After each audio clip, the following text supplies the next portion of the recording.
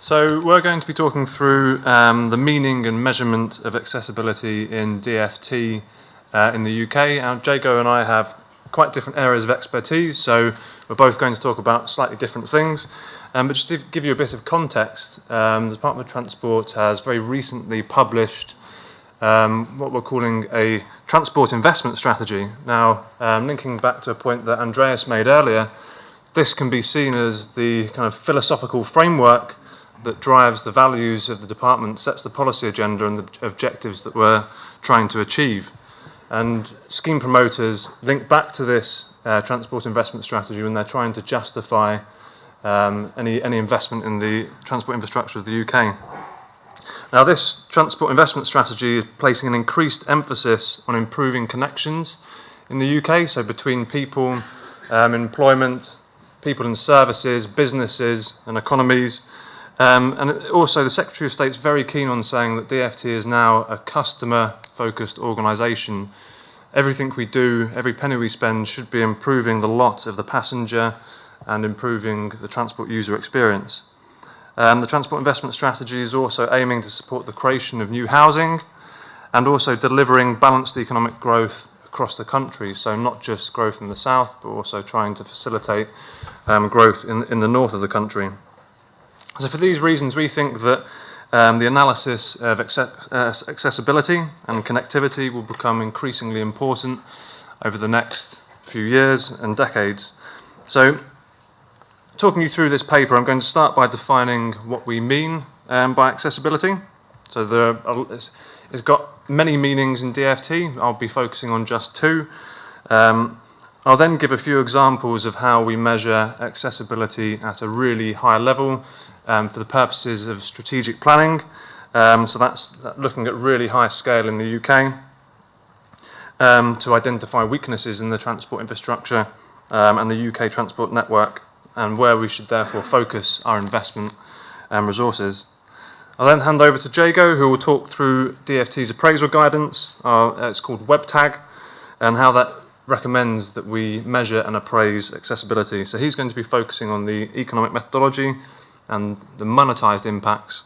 And I'll then give an overview of some of the more qualitative assessments that we recommend people undertake, non-monetised indicators, which we hope shed light on the impact that transport schemes have on society and on the experience of the travelling public.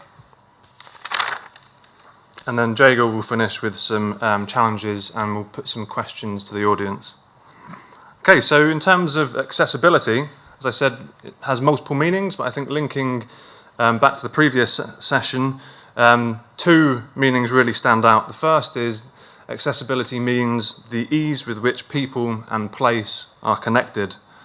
And this reflects the range of opportunities for people to connect with jobs, services, family and friends.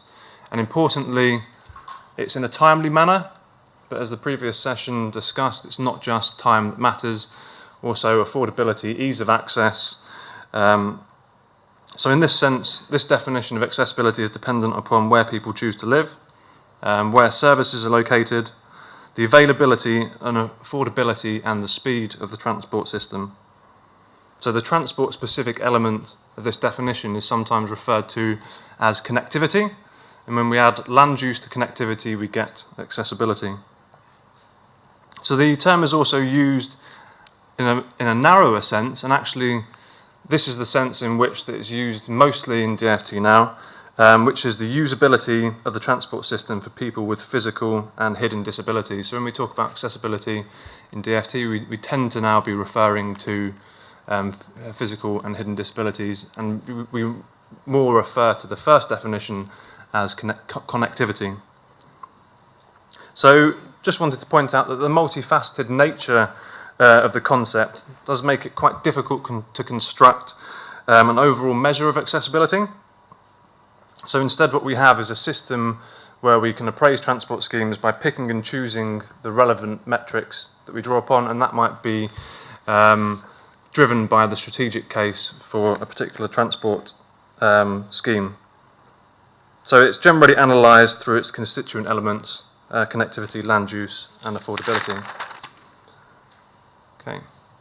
So I'm just going to give you an example of how DFT looks at connectivity in particular in the UK at a really high level, high scale. And as I mentioned earlier, this is to help us identify weaknesses in the transport infrastructure of the UK and areas that need attention, so it informs our strategic planning where we place resources. This plot here, on the left you're seeing major employment centres which are accessible by public transport, and on the right you're seeing major employment centres accessible by car. And this was taken from DFT's transport investment strategy and based on journey time statistics. So this is access, I think, in less than 45 minutes. So what this is showing is that people who rely on public transport have less access to major employment centres.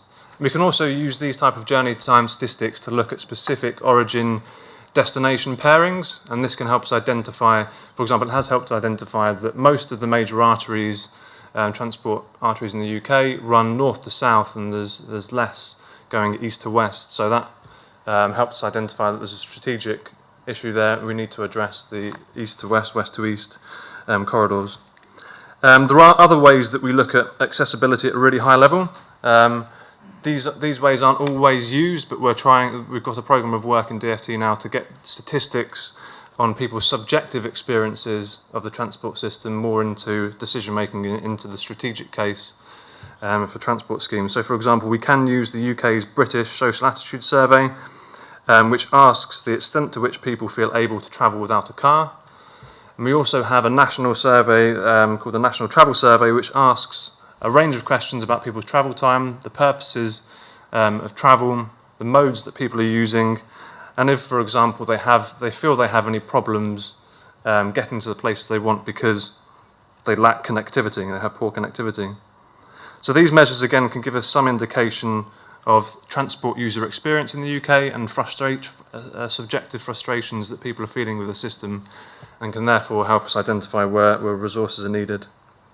As I said, my team is working to get these statistics more easily accessible for decision makers and referenced in the strategic cases of transport schemes. So I'll now hand over to Jago, who's going to talk through the economic methodology and monetised impacts. So yes, I want to talk a little bit about, a little bit about appraisal and appraisal guidance, the DFT, which James mentioned we call WebTag, which is web-based transport appraisal guidance. This follows, or is based on the principles laid out in the Green Book, which is the Treasury's guidance for all of government on essentially how to undertake good cost-benefit analysis. So all our appraisal is essentially cost-benefit analysis. And when developing a business case in the UK, scheme promoters are expected to develop 5 cases as part of their business case. And that's the sort of financial, management and commercial cases, but most important are the strategic case and the economic case. And in the strategic case, you essentially set out the objectives of your scheme, what it's trying to achieve, but also how it fits in with wider strategies. And then your economic case is intended to essentially put a value on the impacts of that scheme and try to determine the degree to which the scheme meets its objectives. So, for example, you might state that you wanted to increase the accessibility of people to productive jobs, and that will be in your strategic case, and then you'd go and try and measure that in your economic case. Oh, I wanted to press the green button. So this table, which is actually taken or adapted from DFT's new value for money framework guidance, represents most of the impacts that can be assessed or for which there's guidance to assess in WebTag. There's quite a few. And what I would try to do is to look at these, because as James said, we've got a few different definitions of accessibility. We don't have one single one. For this presentation, we're sort of assuming accessibility is a combination of sort of connectivity and land use. And for a scheme to have an impact on accessibility, it would have an impact on one or both of these two things. So what we tried to do here is to look through these, the impacts and try and determine which ones affect connectivity, which ones connect both connectivity and land use. So first, I'll explain the columns. If you go to the far, so it goes left to right. As we go left, from left to right, essentially, we are saying that the DFT regards, as we go right, the DFT regards the methodologies underpinning the assessment of these impacts to be less robust. So on your left, we've got journey time savings, which we all love, vehicle operating costs and the like. We're very happy with that methodology, those methodologies. We can put a nice money value on them, and we'll put that into our initial best benefit cost ratio. Move to the right, we're calling it evolving monetized impacts. We've got methodologies. We're quite happy with them, but not very happy with them. So they go to our adjusted metric, our adjusted VCR. And then to the right, indicative monetized impacts. And these you'll see are mostly about economic impacts. And they've got methodologies. And here you might introduce your Luty model outputs. We've got methodologies, but we don't consider them too robust, not so sure of the evidence base. And here they will enter the value for money category as a switching value normally. So you'll say, okay, our BCR is 1, how much would it take for it to get to 2? And then what faith do we have that the value calculated in this third column will bring us up to 2? And then you'd advise the decision maker accordingly. In the final one, we've got some other impacts which also affect what can be considered to be associated with accessibility, but we don't monetize them. This is often it's a series of basically qualitative assessments. It might be a sort of qualitative scale, adverse, less adverse, that sort of thing. And they sort of enter into the final VFM category a bit more ambiguously. So back to accessibility, what we are trying to do, so essentially saying in the first column, and actually the second column, these impacts really are only measuring the changing connectivity, the ease of getting from between existing origin and destination pairs. The third column, it's a combination of the two, because we're actually explicitly introducing land use change that comes about as a result of the transport scheme. So you've got a change in connectivity, ease of getting between destinations, and potentially changes in the destinations that come about. And in the final one, it's a bit more ambiguous. They may or may not change connectivity and land use. And the methodology is just a bit less advanced. And actually, I think from some of the conversations we've already had, I mean, this is where I think we'd hope to get most out of this session to sort of inform next steps there. So I wanted to quickly go through some of the economics impacts. I won't dwell too long. But it's worth saying, as James pointed out, we've just had published the transport investment strategy. We also commissioned research into WebTag. We got a bunch of quite renowned academics to look through WebTag, but particularly the impacts, looking at the economic impacts of schemes. And they produced a report, the Transport Investment and Economic Performance report, which is readily available on the internet. And they came back with a series of recommendations for the DFT. And a lot of, particularly in the third column, those in the static clustering and labour supply impacts, they actually are responding to these recommendations. And these in turn are responding to the government's need to address our unbalanced economy and the desire for transport schemes, particularly large transport schemes initially, to try and stimulate significant transformational growth or productivity growth, particularly in the north of the country. Um,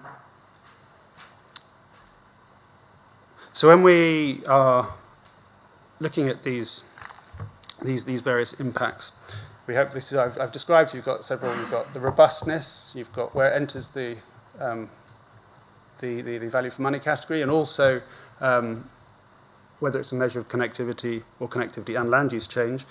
DFT has also got another sort of hierarchy.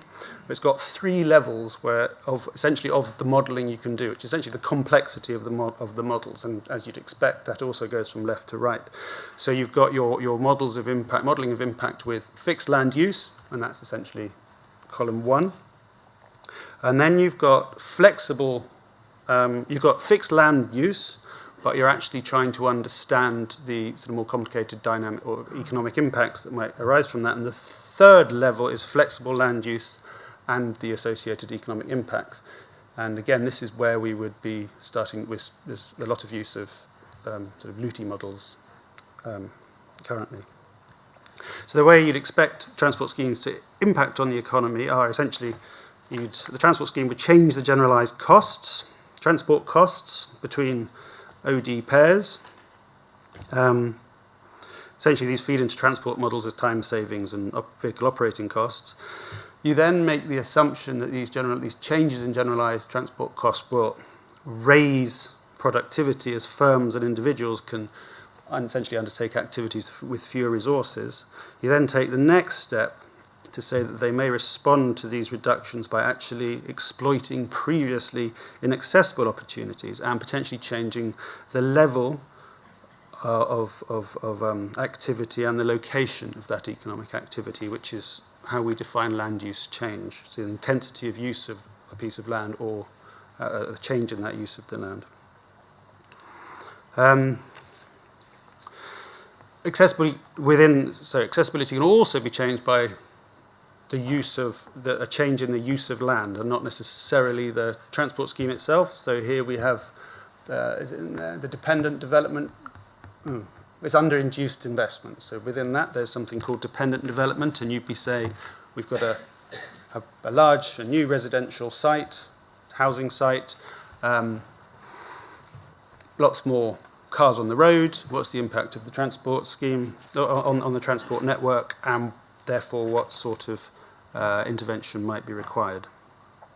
So moving on, what are these particular impacts? We look at agglomeration economies, and there we've broken that down into static clustering and dynamic clustering.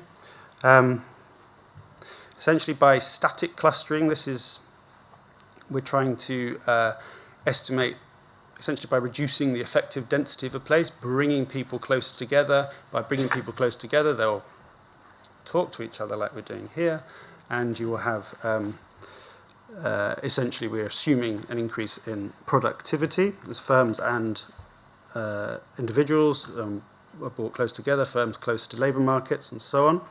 And then we'll estimate dynamic clustering, and that's the same thing, but adding on to that, where actually firms are responding to the change in connectivity by relocating to other places, and so again having a sort of more dynamic effect.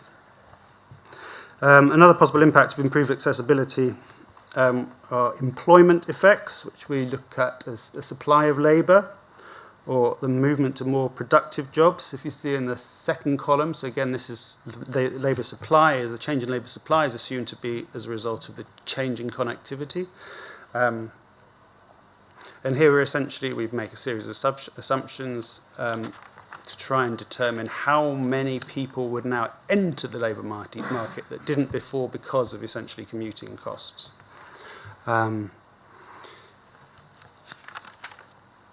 We also look at sort of the movement to more productive jobs, and again, that's quite similar to the dynamic clustering. So that's by changing the transport network, the costs of movement, how do workers relocate? If they relocate, are they moving to places with essentially higher rates of GVA or higher levels of GVA, and then what would the impact of that be? And then finally, as I just mentioned, dependent development,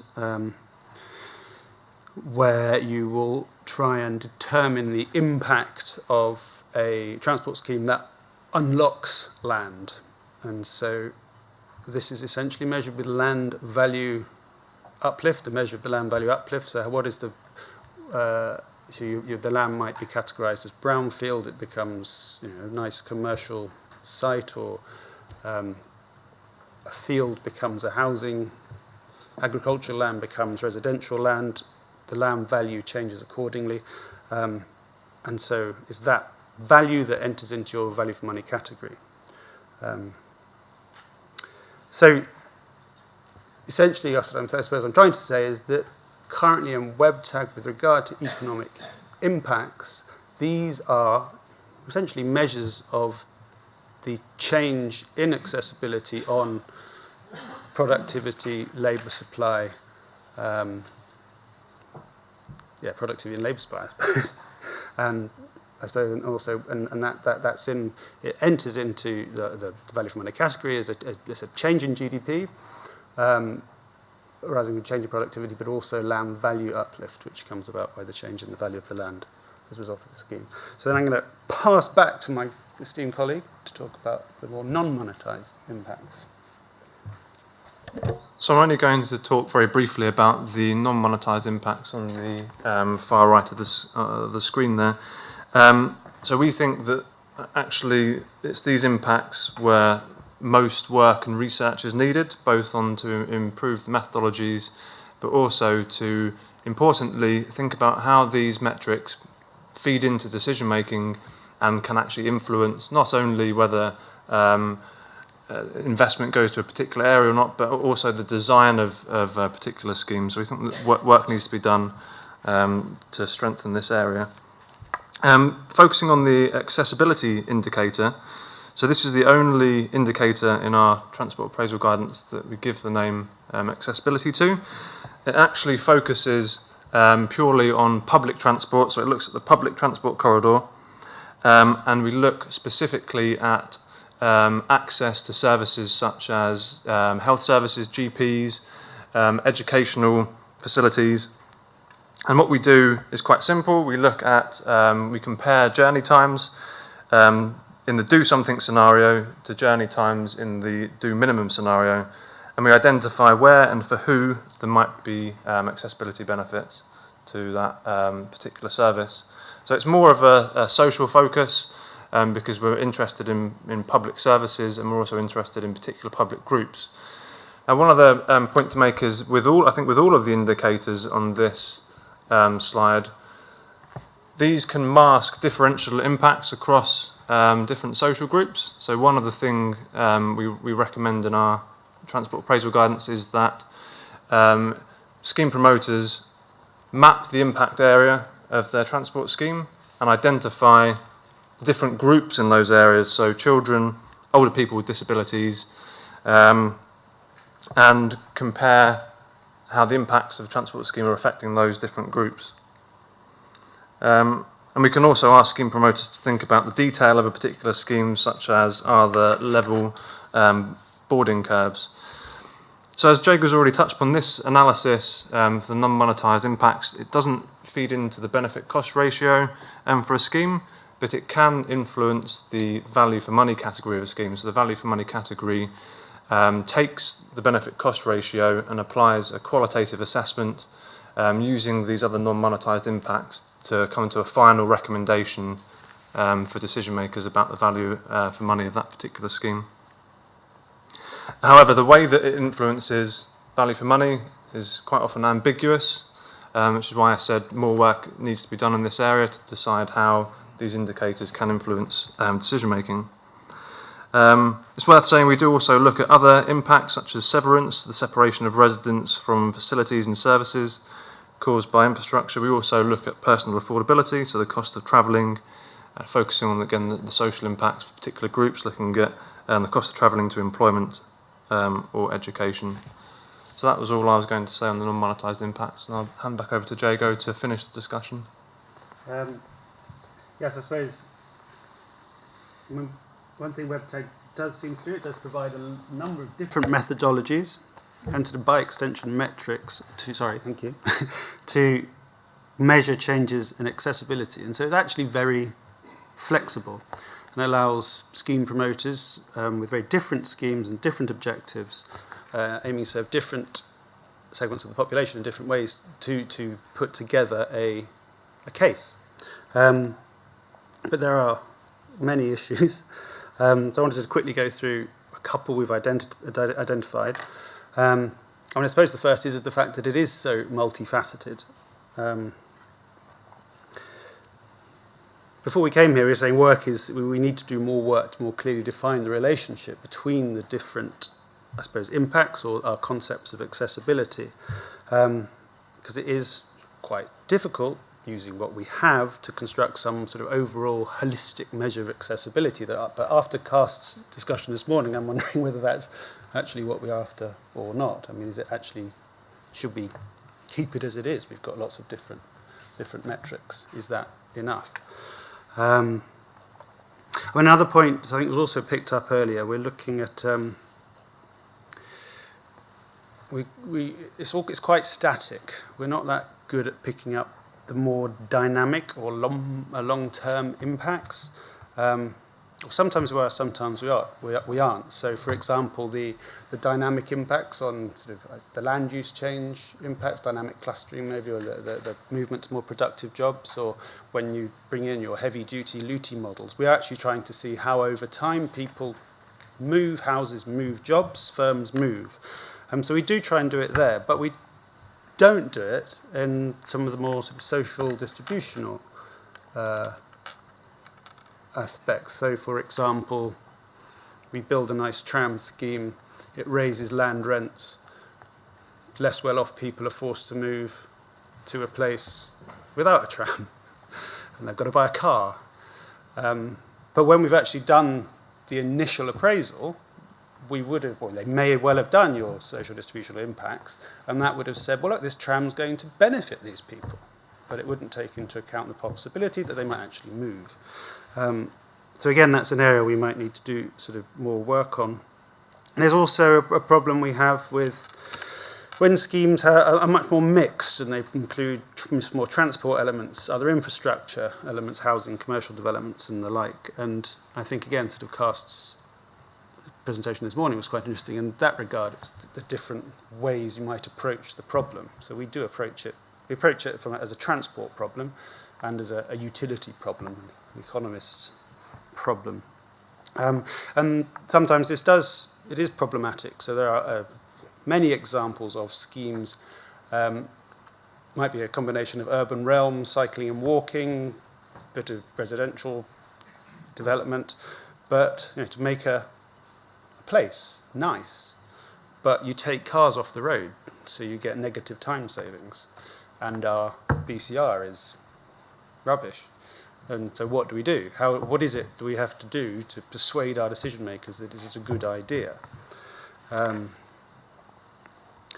mean, one reason why we might have some of these impacts, I think, is that sort of this table demonstrates, is that we're pushing our decision makers towards the considering or putting a lot of weight on those impacts that we can measure and that have a money value. But the impacts we value are not necessarily always the impacts that we can count. And so I think there is a danger there that we are maybe, we promote time savings, speed, not the comfort of journeys, and so on and so forth. And that's sort of possibly sort of locked into our methodology. Did you want to make another point there? So, I mean, just in summary, I think accessibility has a very multifaceted meaning within DFT. I mean, it can look at combinations of connectivity and changes in land use. I mean,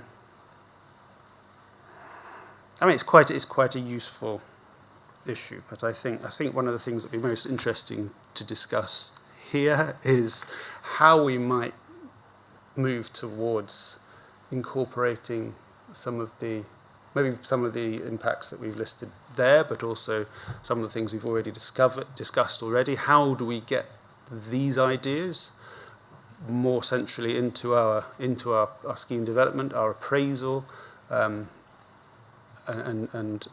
how do we inform our decision makers about these things.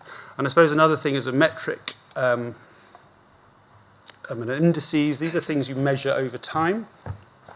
So now in DFT we are really starting to put emphasis on monitoring and evaluation, something we clearly should have done many years ago, but it's only just doing it. But this means over time you can start collecting these metrics and these indices. And something that does concern me, which I think sort of Amy's question was a bit touched on Amy's question earlier, was it depends who your chief philosopher is. So we can have a scheme that does monitor the impact on maybe disadvantaged groups, and a local authority has promised to spend a lot of money collecting the data over a period of time. But how can we sort of force them to do it, ensure that they continue to do it over a sufficient period of time, particularly when sort of administrations might change. And so that way you do have these metrics, these indices, do better enter into the discourse and inform new schemes. So we'll stop there. Thank you. Thank you very much to Jago and James there for their presentation about DFT's methodology.